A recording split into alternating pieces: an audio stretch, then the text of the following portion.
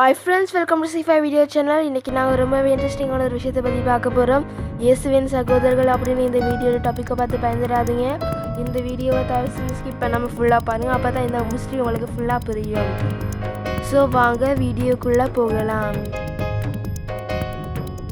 எல்லாத்துக்கும் முன்னாடி நாம் சில திருவிழிய வசனங்களை பார்க்க போகிறோம். முதலாவதா மத்தேயு 12ஆம் அதிகாரம் 46ஆம் வசனத்தில் இவ்வாறு மக்கள் கூட்டத்தோடு இயேசு பேசி கொண்டிருந்த போது அவருடைய தாயும் சகோதரர்களும் வந்து அவருடன் பேச வேண்டும் என்று வெளியே நின்று கொண்டிருந்தார்கள் என்றும், மாற்கு நற்செய்தி 6ஆம் அதிகாரம் 3ஆம் வசனத்தை பார்த்தீங்கன்னா, இவர் தச்சர் அல்லவா, மரியாவின் மகன்தானே, யாக்கோபு, யோசே, யூதா, சீமோன் ஆகியோர் இவருடைய சகோதரர் அல்லவா, இவர் சகோதரிகள் நம்மோடு இருந்திருக்கிறார்கள் அல்லவா என்றும் குறிப்பிடப்பட்டுள்ளது.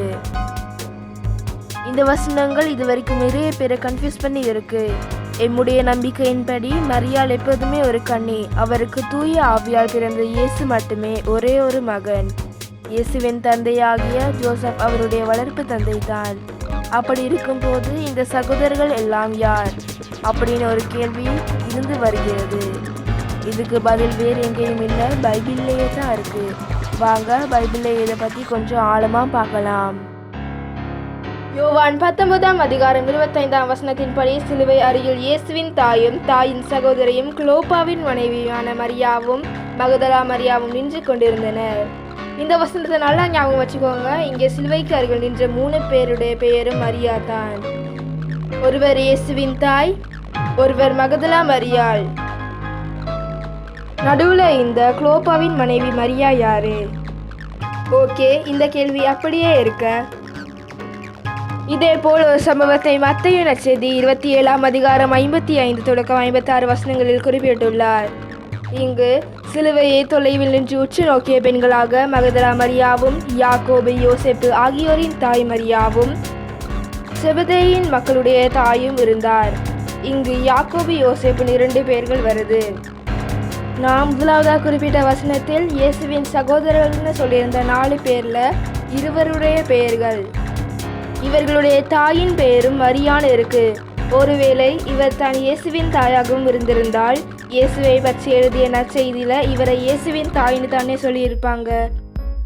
ஆனா அப்படி இல்லாம யாக்கோபு, யோசேப்பின் தாய் மரியான்னு தான் சொல்லியிருக்காங்க. இதே போல் மாற்கு நற்செய்தியில் 15ஆம் அதிகாரம் 40ஆம் வசனத்தில் மகதலா மரியாவும் சின்ன யாக்கோபு, யோசே ஆகியோரின் தாயாகிய மரியாவும் சலோமி என்பவரும் இருந்தனர் என்று மீண்டும் மரியா, சின்ன யாக்கோபு, யோசேயின் தாய் என்று மென்ஷன் பண்ணியிருக்காங்க. சரி, மத்தேயு, மாற்கு, யோவான் நற்செய்திகளில் வேறுபாடுகள் இருந்தாலும் அங்கு நடந்த நிகழ்வு ஒன்று தான்.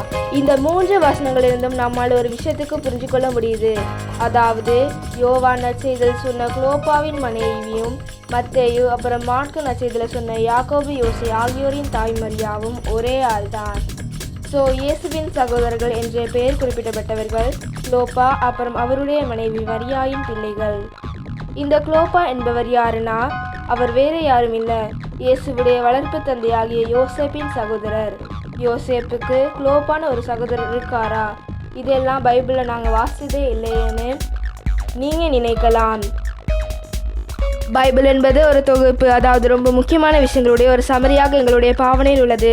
பட் பைபிளில் இல்லாத எவ்வளோ விஷயங்கள் திருச்சபையின் பாரம்பரியங்களில் உள்ளடக்கப்பட்டுள்ளது. அதாவது வேறு வாய்மொழி பாரம்பரியம், அப்புறம் வேறு எவ்வளவு புத்தகங்களையும் குறிப்பிடலாம். உதாரணமாக பேதுருவின் நற்செய்தி, தோமாவின் நற்செய்தி, இயேசுவின் குழந்தை பருவ நற்செய்தி என்று நாம் அறியாத பல இறை வெளிப்பாட்டு மூலகங்கள் இருக்கு. கற்றது கையளவுனா கல்லாதது உலகளவுன்னு சொல்லுவாங்க இல்லையா? இப்போ விஷயத்துக்கு வருவோம்.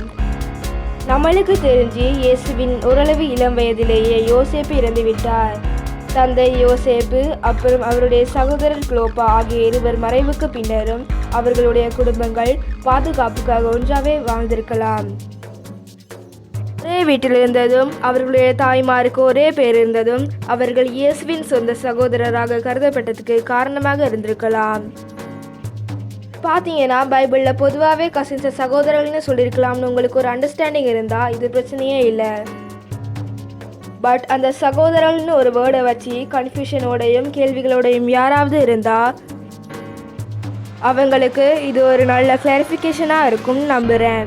இது சம்மந்தமான நிறைய ஆர்டிகல்ஸ் கூட இருக்குது. நீங்கள் குளோபாஸ்ன்னு நெட்டில் சர்ச் பண்ணி படிக்கலாம்.